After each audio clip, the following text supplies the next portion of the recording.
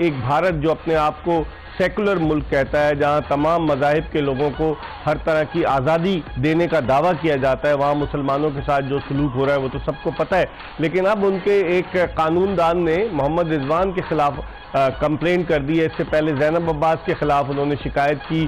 2014 में जैनब अब्बास ने कोई ट्वीट किया था जिसकी वजह से जैनब अब्बास को वापस भेज दिया गया।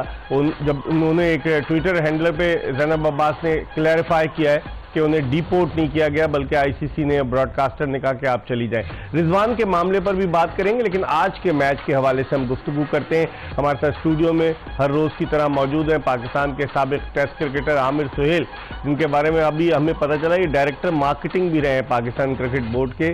कितने ओहदों पर काम किया आमिर सुहेल ने? Director national cricket academy, chief selector, director marketing, उसके अलावा पाकिस्तानी क्रिकेट टीम के कप्तान और भी। और इनके दौर में कई प्लेयर्स आए, मोहम्मद हफीज भी आए, उमर गुल भी आए, और उसके अलावा यासिर हमीद ने भी इनके दौर में डेब्यू किया। बहुत सारी चीज़ें, आज बहुत सारी बातें करेंगे आमिर सुहेल से। और इनके साथ मौजूद है पाकिस्तान के former test fast bowler Mohammad Shami, इनसे भी पूछेंगे। गुफ्तगू का आगाज़ करते हैं आमिर से। आमिर, कैसे देखते हैं आज Australia will be under lot of pressure, 5 मरतबा की चैंपियन टीम, परफॉर्मेंस इतनी अच्छी नहीं रही है। दोनों टीमें इस वक्त जो हैं वो 2-2 मैचेस हारी हुई हैं, और वो डेफिनेटली आज के मैच में स्टेटमेंट देना चाहेंगी by winning the game to create the chances in this world cup. ये मैच दोनों टीमों के लिए बहुत इंपॉर्टेंट है to stay alive in this world cup. आज अगर इन दोनों टीमों में से कोई पीछे रह जाता है तो वो फिर काफ़ी पीछे रह जाएगा। लेकिन मैं समझता हूं कि आज के मैच से पहले अगर हम रिजवान की बात करें तो वो ज़्यादा अप्रोप्रिएट हो। देखिए, आपने जैनब की बात की, जो मेरा ख्याल है कि वो बैड टेस्ट क्रिएट हुआ उससे, और ये चीज़ें हमें पता था कि ये होनी है। ये रिजवान का फुटेज देखें कि वो वहाँ नमाज पढ़ रहे थे मैदान में, और उसका एक वकील ने कहा कि जी ये क्या हो रहा है। और देखें, हमारी तरह जो मेरा एक्सपीरियंस रहा है, बड़े कल्चर्ड लोग थे इंडिया में। हाँ। लेकिन ये क्या हो गया मेरी समझ से बाहर है। मोदी गवर्नमेंट के आने के बाद क्या है, देखें, ये अपने आप को, जिस तरह आपने कहा, सेक्युलर स्टेट कहते हैं, फिर अपने आप को ये लार्जेस्ट डेमोक्रेसी का भी क्लेम करते हैं, और उसके बाद जो है जो टॉलरेंस जो है, जो होनी चाहिए, जो सेक्युलर स्टेट में टॉलरेंस वो नहीं है। और आपने सही कहा कि मुसलमानों के साथ क्या होता रहेगा। सो ये चीज़ अब मैं आपको के दूसरी तरफ लेके जाता हूँ। जिनके बारे में ये कहा जाता था कि ये बड़े रेसिस्ट हैं, ये लिंच करते हैं दूसरे स्किन्स को और रिलीजन्स को, ये गोरों के बारे में ये बात की जाती थी। यही बंदा हर जगह पे गया, उसने यही किया है। ये आज उसने पहली दफा नहीं किया, ये ऑस्ट्रेलिया में भी इसने किया, ये इसने इंग्लैंड में भी किया, ये इसने अबू धाबी में भी किया, जहां जहां गया इसने किया। किसी ने कंप्लेंट की? इससे उनके माइंडसेट का अंदाजा होता है ना। मैं वही कह रहा हूं ना कि मैं तो जो मेरा एक्सपीरियंस है इंडिया का, बड़े कल्चर लोग, हमारी तरह बड़े कल्चर लोग, फोर्थ कमिंग, वेलकमिंग, पढ़े लिखे, टॉलरेंट। लेकिन ये क्या हो गया है? आई एम शॉक्ड कि यार एक बंदा है क्या, हमारे मुल्क में कोई आएगा और वो आके ग्राउंड के ऊपर अपना जो रिलीजियस कोई चीज करेगा, हम उसके ऊपर केस कर देंगे? यार उसका बिलीफ है, हमें उसकी रिस्पेक्ट करनी है, हम टॉलरेंट हैं। इससे ये जाहिर होता है मोदी गवर्नमेंट की जो फाशिस्ट पॉलिसी है वो उसको रिफ्लेक्ट नहीं करती। देखिए, मैं वही कह रहा हूं, मैं शॉक हूं कि ये क्या है। इस तरह का तो इंडिया नहीं था।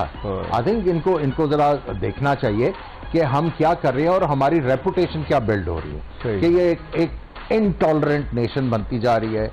इनको अपने अलावा किसी और चीज का पता नहीं है। I think that is bad for India. नारे सुने आपने जब पाकिस्तानी बैट्समैन आउट होके जा रहे थे, किस तरह के नारे लग रहे थे, और वो इंस्टिगेट करने की कोशिश कर रहे थे कि किसी तरीके से इनको इश्तियाल दिलाया जाए। बाकी ये चीजें आपको पता थी, हम इसलिए कह रहे थे कि आपको भी दांत दिखाने की जरूरत है। दांत होंगे तो दिखाएंगे ना। अब मैं तो हम सरप्राइज के इस नेशन की प्राइड कहाँ पे चली गई है यार। But anyways, coming back to the point, अगर रिजवान ये कर रहा है तो they should respect it, they should respect it कि भाई ये उसका बिलीफ है, ठीक है, और उसका राइट है, उसका राइट है। और दुनिया को इंडिया प्रिटेंड करता है कि हम तमाम मज़ाहिब का एहतराम करते हैं, हमारे यहाँ हर मजहब के, चाहे क्रिश्चियन हो, सिख हो, मुसलमान हो। नहीं, इनसे कोई पूछे आपके जो मंदिर और ये वाली आपके जो सीक्रेट जो जगह हैं, मुख्तलिफ मुल्कों में,